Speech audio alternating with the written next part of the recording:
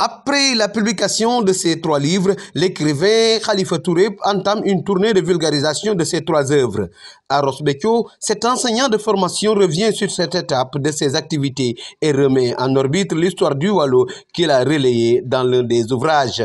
Pour dire que c'est une systématisation de tous mes écrits depuis 2011. Donc j'ai fait la compilation, la systématisation et ça produit d'abord les archives de la vie, publié aux éditions L'Harmattan en 2021 et ensuite Portrait décalé. Et cette année-ci, j'ai publié le 3e, qui n'est certainement pas le dernier, où je m'interroge sur à quoi bon écrire. Je suis venu aujourd'hui, cet après-midi, devant des jeunes, dans cette salle de la mairie, devant des jeunes, des intellectuels de Ross Béthio, des populations de Ross Béthio, échanger sur énormément de choses qui relèvent un peu de, sans être prétentieux, un peu de l'encyclopédie. Parce qu'il y a de l'histoire, il y a de la philosophie, on a discuté même de spiritualité et des valeurs aujourd'hui qui font le ferment de l'ancien Waalo et de l'actuel Waalo, qui n'est qu'une continuité du Sénégal. Les archives de la vie, un livre qui immortalise différentes séquences du passé. Et M. Touré s'y engouffre pour évoquer des questions politiques et décrit l'identité d'un nouveau président de la République du Sénégal avec des missions nouvelles qui lui seront assignées, notamment la prise en charge de la bonne gouvernance. Le prochain président de la République du Sénégal, au-delà de son élection qui sera démocratique, ça ne peut qu'être démocratique, parce que nous sommes un pays démocratique depuis Thierno Souleymane Baal, après son élection. Donc c'est un homme qui devra être au service des populations et qui a un profil africain, un profil sénégalais. Parce que c'est le Sénégal des profondeurs, c'est la spiritualité même du Sénégal qui désigne le prochain président de la République. L'élection présidentielle au Sénégal est une élection extrêmement complexe.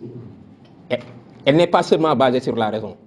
Il y a des dimensions que certains hommes politiques connaissent aujourd'hui et sur lesquelles on peut se fonder maintenant pour créer un consensus social. Tous les soubresauts politiques que vous entendez par-ci et par-là, à mon avis, je suis très optimiste, et ce n'est pas un optimisme béat, je suis très optimiste, ce n'est qu'un épiphénomène, ce ne sont que des dos d'âne, comme on dit, et on va dépasser cela. S'agissant de la société et des cultures, ce fils de Tivaouane évoque un dialogue intergénérationnel et rappelle les valeurs socio-culturelles avant de préciser la présence indispensable des chefs religieux dans les acquis de la nation. Il faut que les différentes générations se parlent. C'est ça le problème. Nous tous qui sommes peut-être des années 70, qui ont 50 ans ou un peu plus, on nous a transmis un certain nombre de choses. Nous ne devons pas faillir. Nous devons transmettre un certain nombre de valeurs aussi à nos jeunes frères qui sont nés dans les années 80. Ceux qui sont nés dans les années 80 doivent transmettre un certain nombre de valeurs à ceux qui sont dans les années 2000. Parce qu'il y a beaucoup de jeunes aujourd'hui, tu leur parles de Majmoud Diop ou de Cheikh Anta Diop, ou bien de Mamadou, ou bien de Babacar Ba, qui pouvaient être président de la République après Senghor. Ils vont me dire, mais qui est Babacar Ba? Alors qu'ils doivent connaître qui est Babacar Ba, ils doivent connaître l'actuel Moustapha Niasse et l'ancien Moustapha Niasse, etc. Connaître un peu l'histoire politique de ce pays et même remonter plus loin, jusqu'au Sidi Léon Diop, jusqu'au Souleymane Baal, même à nos grands cheikhs qui avaient une dimension politique. Cheikh Amadou Serigne Babacar Sy avait une dimension politique. Ah oui, Seydou Nourou Tall avait une dimension politique. Serigne Fallou Mbacké, n'en parlons pas, il avait une dimension politique. Voilà.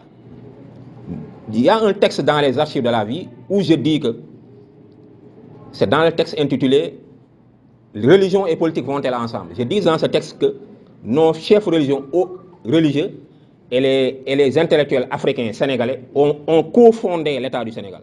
Cofondé. Les Serigne Babacar, les Serigne Fallou, les Cheikh Ablaye Niasse et autres sont cofondateurs de l'État du Sénégal au même titre que Mamadou Dia, au même titre que Senghor, au même titre que même leurs aînés. Comme Lamine Gueye, comme Blaise Diagne, comme Ngalandou Diouf. 3 ouvrages dont les archives de la vie, Portrait décalé et À quoi bon d'écrire ont permis à l'auteur de s'user de sa sensibilité pour alerter sur des éventualités sociétales et immortaliser des héros africains et figures historiques sénégalais. Une manière de donner à son public de la bonne matière et prendre davantage le bon goût de la lecture.